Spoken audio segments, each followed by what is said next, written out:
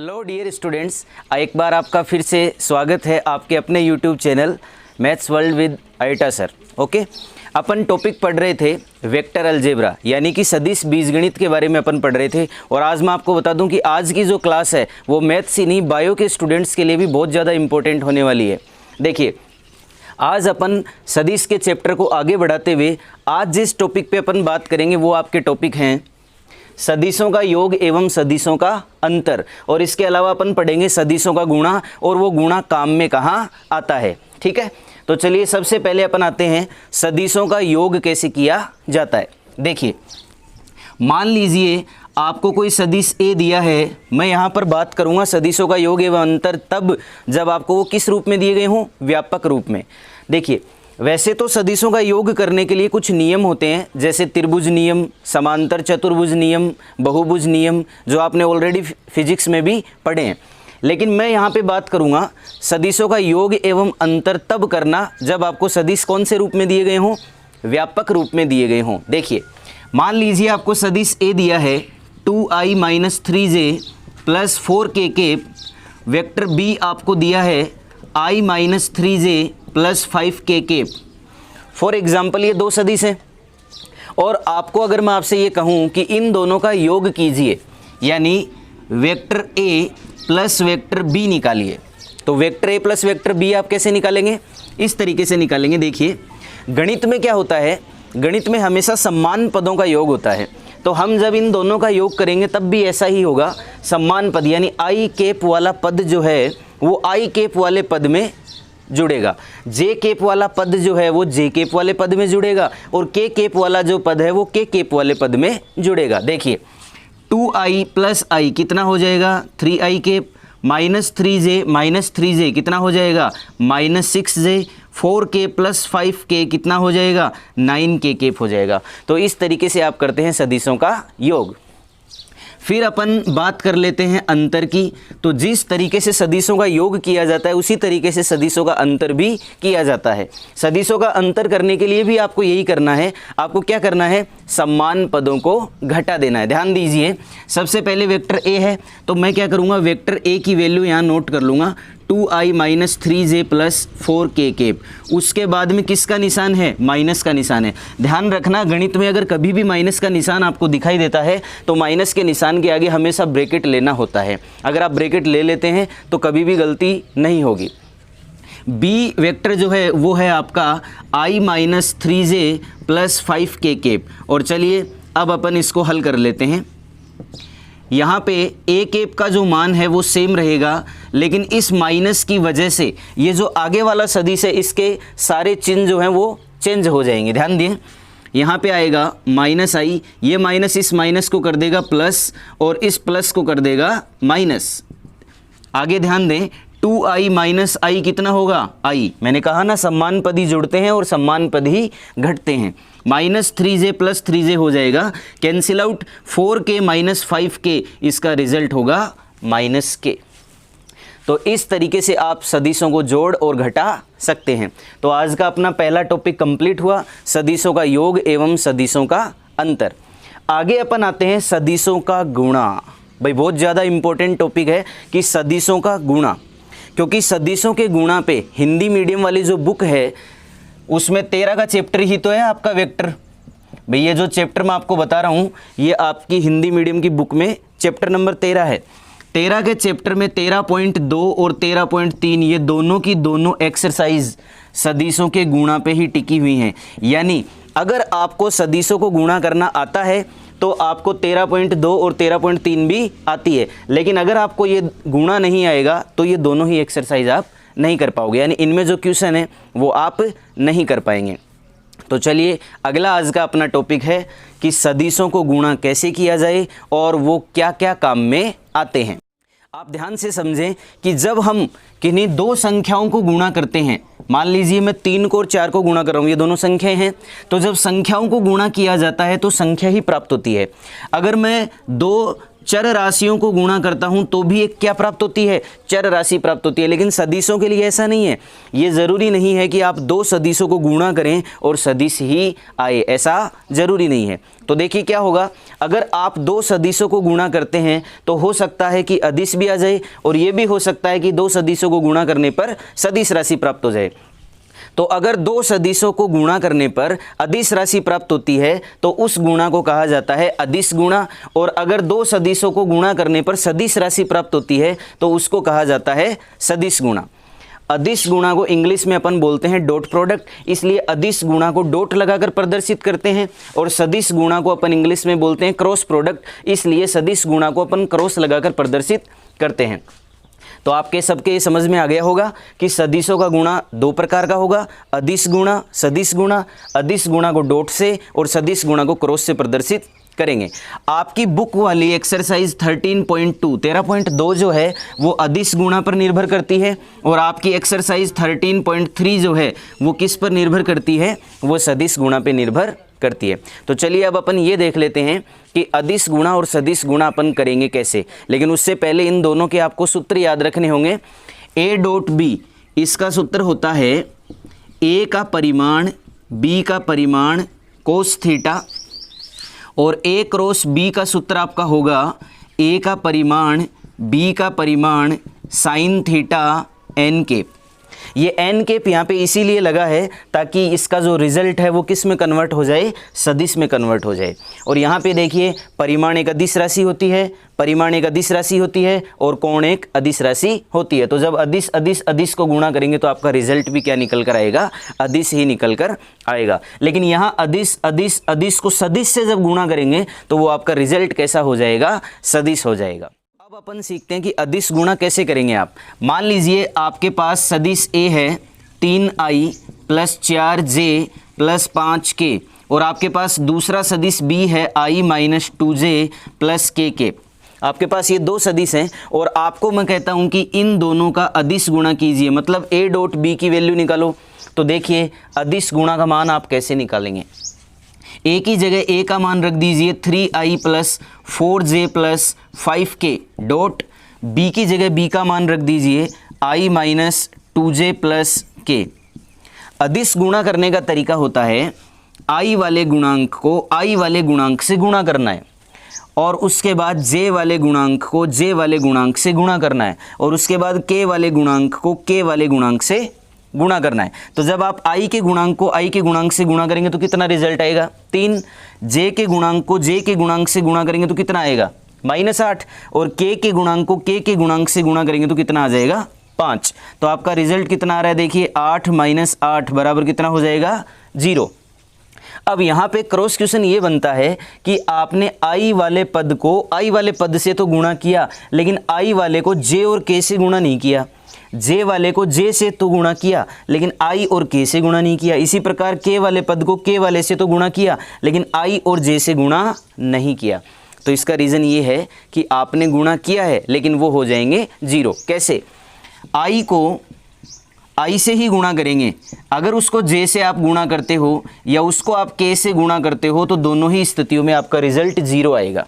दोनों स्थितियों में आपका जो रिजल्ट है वो क्या प्राप्त होगा, 0 होगा। ऐसा क्यों, क्योंकि i और j आप सब जानते हो, i कैप क्या होता है, अक्ष की दिशा में इकाई सदिश, और j कैप क्या होता है, y अक्ष की दिशा में इकाई सदिश, और k कैप क्या होता है, z अक्ष की दिशा में इकाई सदिश। ये तीनों परस्पर होते हैं लंबवत। तो i और j इन दोनों के बीच होगा कोण 90 डिग्री। तो आप इसका मान एक बार सूत्र से निकालिए, कोस 90 का मान कितना होता है, 0। तो इसलिए ये दोनों लंबवत होने के कारण 0, ये दोनों भी लंबवत होने के कारण 0।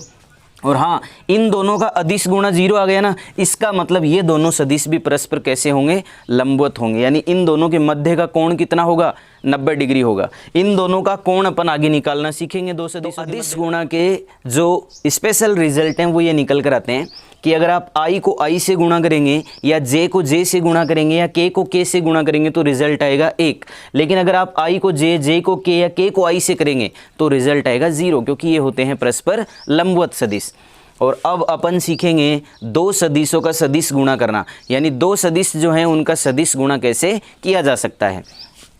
तो ए वेक्टर जो है, मान लेते हैं अपन ए वेक्टर है अपने पास i प्लस 2j माइनस के, और दूसरा वेक्टर b अपने पास है 3i माइनस जे प्लस के। ये दो वेक्टर अपने पास हैं। मैं आपको ये बता दूं कि सदिश गुणा जो है वो सारणिक की सहायता से किया जाता है। किसकी सहायता से किया जाता है? सारणिक। अब आप में से कुछ लोग सारणिक जानते हैं और कुछ लोग सारणिक नहीं जानते हैं। जो इसी साल सीनियर क्लास में हुए हैं वो सारणिक नहीं जानते हैं, क्योंकि हो सकता है उन्होंने 4 का चैप्टर है सारणिक वो नहीं पढ़ा हो। लेकिन जो ऑलरेडी आप में से पढ़ चुके हैं सीनियर क्लास या 4 का चैप्टर, वो सारणिक का मतलब जानते हैं।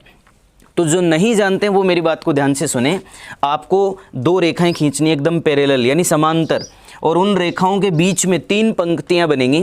पहली पंक्ति में हमेशा आता है i, j और k। दूसरी जो पंक्ति है उसमें आएंगे a के दिक् अनुपात। तो a के दिक् अनुपात क्या है? 1, 2, -1। और फिर आएंगे b के दिक् अनुपात। तो b के दिक् अनुपात क्या है? 3, -1 + 1। बात समझ में आ गई? इसको बोलते हैं सारणिक।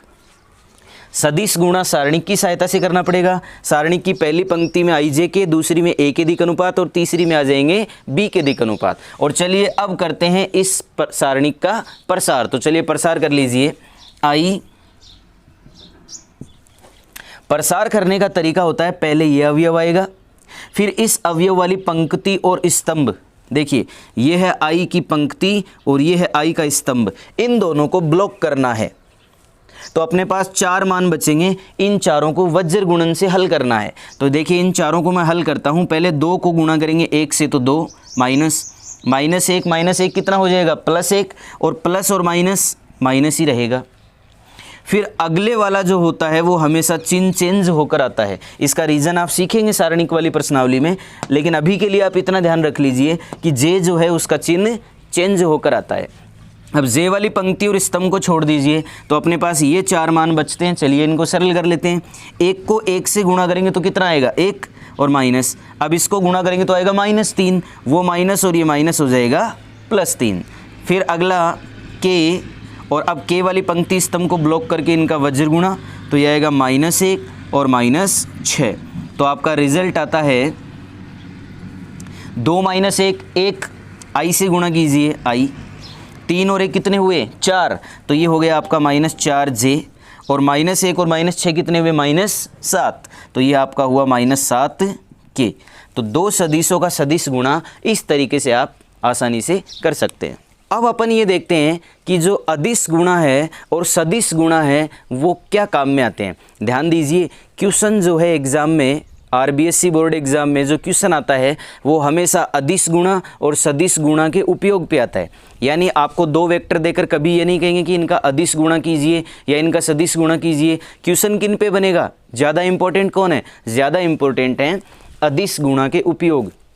तो ध्यान से सुने, अदिश गुणा के 2 उपयोग होते हैं। नंबर 1, 2 सदिशों के बीच का अगर आपको कोण निकालना है तो कौन काम में आएगा? अदिश गुणा। और अगर आपको किसी एक सदिश का किसी दूसरे सदिश पर प्रक्षेप निकालना है तो भी कौन काम में आएगा?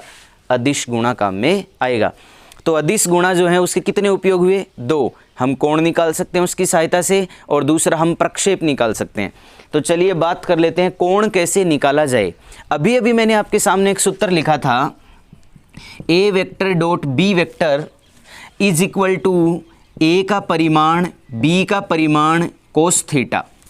अदिश गुणा का यही सूत्र होता है। आप ध्यान दें, अगर मैं कोस थीटा को तो यहीं पे रखूं और ये दोनों जो कोस थीटा के गुणा में हैं इनको अगर मैं उधर भेजूं तो ये दोनों कहाँ चले जाएंगे? ये दोनों चले जाएंगे भाग में, राइट। तो ये लीजिए, अपने पास एक कोस थीटा का सूत्र आ चुका है।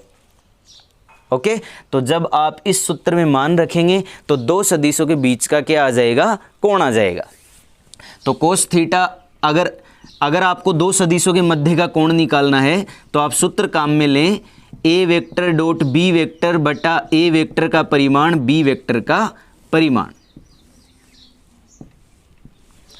ओके, इसका जो उदाहरण है वो कल अपन यानी नेक्स्ट जो आपका वीडियो होगा उसमें अपन इनके उदाहरण की बात करेंगे। चलिए अब जान लेते हैं अपन किसके बारे में? प्रक्षेप के बारे में। ओके, तो चलिए प्रक्षेप के बारे में जानते हैं कि प्रक्षेप क्या होता है। मान लीजिए ये सदिश a है और ये आपका सदिश बी है। अगर मैं इस सदिश ए से सदिश बी पर लंब डालता हूँ, मैंने क्या किया, सदिश ए से सदिश बी पर मैंने लंब डाला, तो जहाँ पर ये लंब टिकेगा, पहले तो मैं आपको ये बता दूँ कि गणित में जहाँ पे लंब टिकता है उस बिंदु को कहा जाता है लंबपाद। क्या कहा जाता है? इस बिंदु को कहा जाता है लंबपाद। तो जहाँ पे आपका लंब टिकेगा, प्रारंभिक बिंदु से लेकर वहाँ तक की जो दूरी होगी, यानी ये जो आपकी डिस्टेंस है, ये डिस्टेंस ही क्या होगी, ए का बी पर प्रक्षेप। इसी को बोला जाता है ए का बी पर प्रक्षेप। अगर इसको अपन इजी भाषा में समझें तो इजी भाषा में देखो कैसे समझ सकते हैं। मान लीजिए मैं खड़ा हूँ और पीछे कोई भी प्रकाश का स्रोत है, अगर मेरे ऊपर प्रकाश गिरेगा तो आगे मेरी क्या बनेगी, छाया। वो छाया ही मेरा क्या है, प्रक्षेप है। तो इस प्रक्षेप से आप समझ सकते हैं, प्रक्षेप को इजी भाषा में समझ सकते हैं किससे, छाया से। तो देखिए ये क्या हुई, ये इस ए वेक्टर की छाया है यहाँ तक, तो ये क्या हो जाएगी, ए का बी पर प्रक्षेप। इसी प्रकार अगर मैं बी से ए पे लंब डालूं तो यहाँ तक की जो दूरी है वो दूरी क्या होगी, बी का ए पर प्रक्षेप होगी। अब अपन सीख लेते हैं कि निकालेंगे कैसे। मान लीजिए मैं आपको दो वेक्टर दे दूं, मैंने आपको वेक्टर ए दिया और वेक्टर बी दिया, फिर मैं आपसे पूछता हूं वेक्टर ए का वेक्टर बी पर प्रक्षेप निकालिए, या मैं ऐसे भी पूछ सकता हूं वेक्टर बी का वेक्टर ए पर प्रक्षेप निकालिए। ओके, तो देखिए आप कैसे निकालेंगे। ए का अगर बी पर प्रक्षेप निकालना है तो इसके लिए सूत्र होता है ए वेक्टर डॉट बी वेक्टर बटा बी वेक्टर का परिमाण, और बी का ए पर अगर प्रक्षेप निकालना है तो इसका सूत्र होता है ए डॉट बी बटा ए का परिमाण। अब इसमें कुछ स्टूडेंट्स ने कहा था कि सर कन्फ्यूजन होता है, ऊपर तो ए डॉट बी सेम है लेकिन नीचे कब ए लगाना है कब बी लगाना है, इसमें थोड़ा कन्फ्यूजन होता है। तो इसके लिए मैं आपको याद रखने का एक बहुत अच्छा सा तरीका बता देता हूँ। देखिए ए का बी पर क्या लिखा हुआ है, बी पर, यानी बी के पर काट दीजिए, और जब आप बी के दोनों पर काट देंगे तो वो नीचे आकर बैठ जाएगा। बी पर तो बी के पर काटेंगे तो वो नीचे आकर बैठ जाएगा, ए पर तो ए के पर काटेंगे तो वो नीचे आकर बैठ जाएगा। तो देखिए ये अदिश गुणा का उपयोग क्यों है, क्योंकि इसमें अदिश गुणा यूज में लेना है। ऊपर देखिए ए डॉट बी, ये अदिश गुणा का उपयोग क्यों है, क्योंकि इसमें अदिश गुणा यूज में लेना है ए डॉट बी। ओके, दूसरी बात, अगर कभी भी आप प्रक्षेप निकाल रहे हो और उत्तर आ जाए ऋणात्मक तो भी आपको उसको धनात्मक करके ही लिखना है। क्यों? क्योंकि आप ध्यान से देखिए प्रक्षेप एक प्रकार की क्या है, प्रक्षेप है एक प्रकार की दूरी। तो दूरी होने के कारण ये कभी भी इसका रिजल्ट जो है वो क्या नहीं आ सकता, ऋणात्मक नहीं आ सकता, इसका रिजल्ट हमेशा धनात्मक आएगा। Okay, thank you. तो इसके आगे यानी इनके एग्जाम्पल और आगे वाले टॉपिक अपन नेक्स्ट वीडियो में करेंगे। Thanks for watching.